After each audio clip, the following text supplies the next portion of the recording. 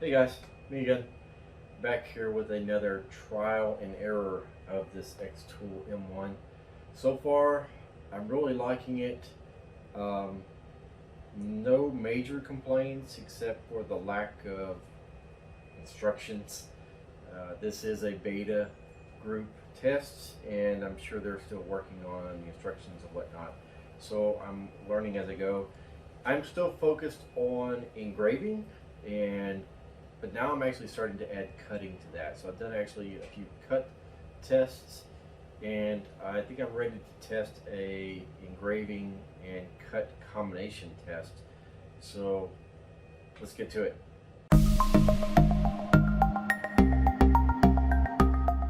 All right, so to bring everybody up to speed, I have done a few test cuts, as you can see here. This is one of my little cutouts. This is 1/4 inch birch plywood from Home Depot. And these are my other cuts that I've done. This one was just my first cut. It was an oval. This one's actually 2 hearts in one, and I don't have them here with me, but it cut a smaller heart and then it cut the outside heart. So now I have 2 hearts. And one thing I asked on the group was, how does it know which heart to cut out first? It says there's an algorithm set up to where once everything's in place and you start the project, it uses that algorithm to know to cut their interior parts before it makes the exterior cuts. Otherwise, the exterior is going to throw it off, drop it out, and it won't work anymore. And then, so I just made another test cut on this one. This one was using less power than this one, but only in 2 passes instead of 1 pass, because this one didn't quite cut all the way through. So I decided to dumb it down a little bit, so 80% power in 2 passes instead of 100% power in 1 pass. So back to this original engraving, what I want to do is I'm going to see if I can cut this out and make this little tag out of that. And then also I'm going to put my company logo here and try to make a Christmas ornament out of that just because. So let's head on over to the laptop and we can get started with this. Let me close the lid so it can take the picture. Alright, so there's the picture of the material that I'm working with. I'm going to go ahead and insert a box around this that has already been engraved. So I'm going to insert a rectangle. Now I don't know why they have shapes here with a ton of shapes, but then you can also insert a line, rectangle, or circle. Why not just put the line, rectangle, and circle inside the list of shapes? Because I was kind of going a little crazy looking for a rectangle or a circle in here earlier, where it's in this totally different menu, but that's okay. So I'm going to click rectangle, and I'm going to click to the top left of this xTool and click and hold and drag. Well, that did not work. Let's try it again. Oh, because this menu is open. Let's try it again. Alright, so I'm going to click insert rectangle, and you can see it turns into crosshairs here. I'm going to pick around the outside of that xTool, and I'm going to drag it like that. Now I already have an issue because the xTool M1 is not in line horizontally with my line here. So how do I fix that? So can I rotate it manually? I don't see the crosshairs changing. What I think I'm going to have to do is use the rotation up here at the top. So one thing I learned earlier today was, even though I'm full screen in the beta software, I can't see all the way to the right, but there is a little scroll bar that pops up when I mouse over it. So when I click that and drag it to the right, I can see rotate and can also see the zoom. I never saw that zoom before. I never knew it existed. So with this rectangle selected, I'm gonna go over here and rotate it. That's not quite there yet, so let me try a 3. That's not there. Let me try 4. That's pretty close. Alright, got that ready to go. So I'm gonna highlight it over here to the right, and let me zoom in over here.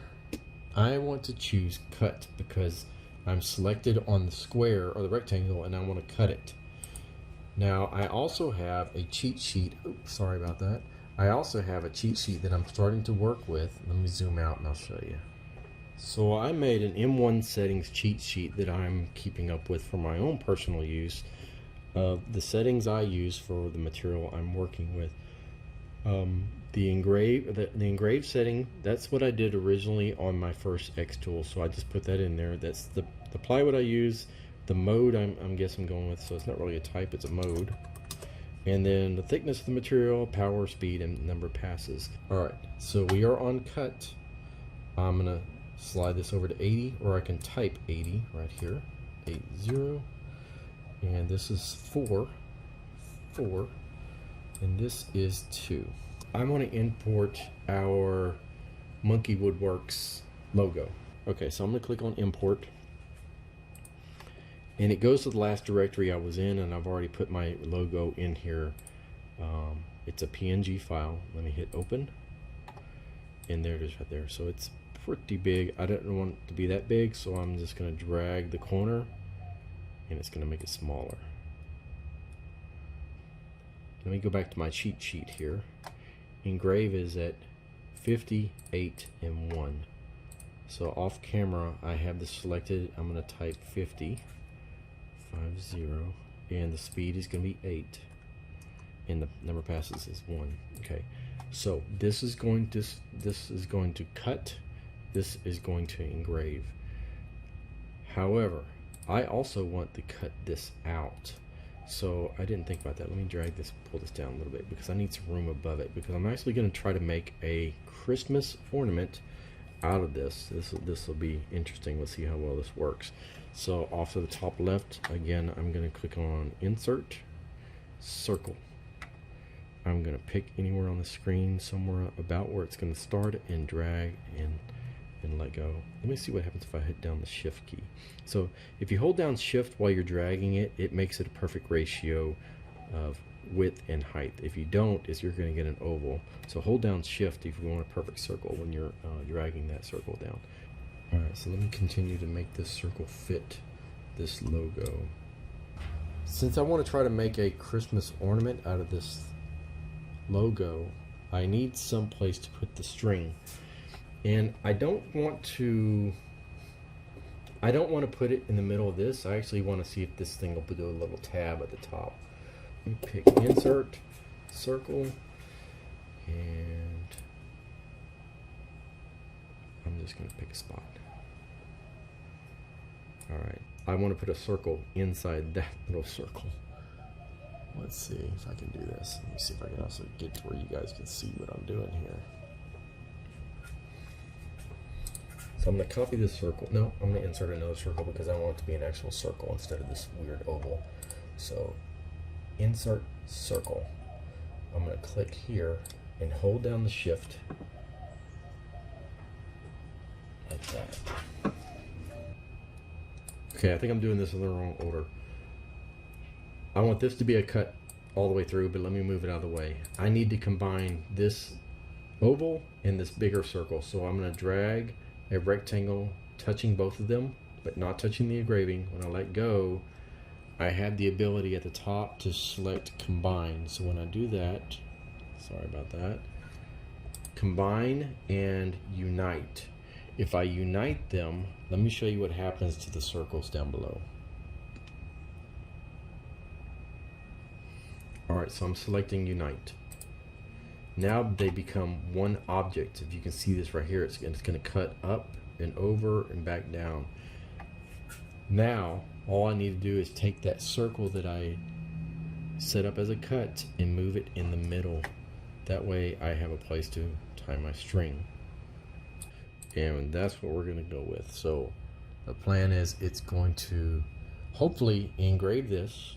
Then it's going to cut out this little circle, and then it's going to cut out this other around the engraving. All right, I have everything set. Here we go.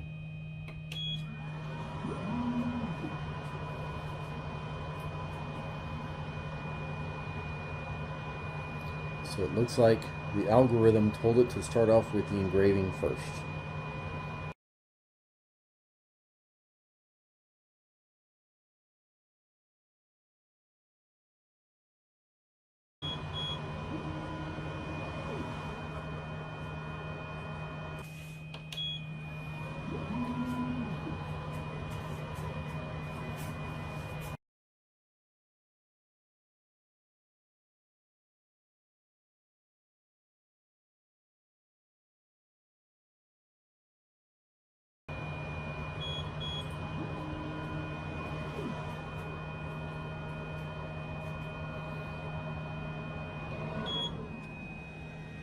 Alright guys, I got it all finished up. However, I'm going to see if I can flip this ornament without moving this board to utilize the position it's in to engrave the back as well. So let me hold this down. I'm going to see if I can get this board out of here. Or this engraving out of here. I don't know if I can. Oh, I can. Uh-oh. Hit the camera. Can't stop now. Alright, I got it. Now, I'm just going to flip it over. Oh, it's got the label on the back. Let me scrape this label off real quick and put it back down. So I'm going to try not to let this board move. I'll be right back. Alright, I'm back. So I have peeled off that sticker on the back side. Just my luck, it was in the right spot. Let me hold this board down and see if I can put this back where it was. Sorry, I'm in the way of the camera. I have no other way of doing that. Alright, that fit really well. So with that in place, I'm going to go back into the program and delete everything so it doesn't recut that rectangle, so it doesn't recut my circle. Delete everything but the engraving and engrave on top of that. So let's see what happens.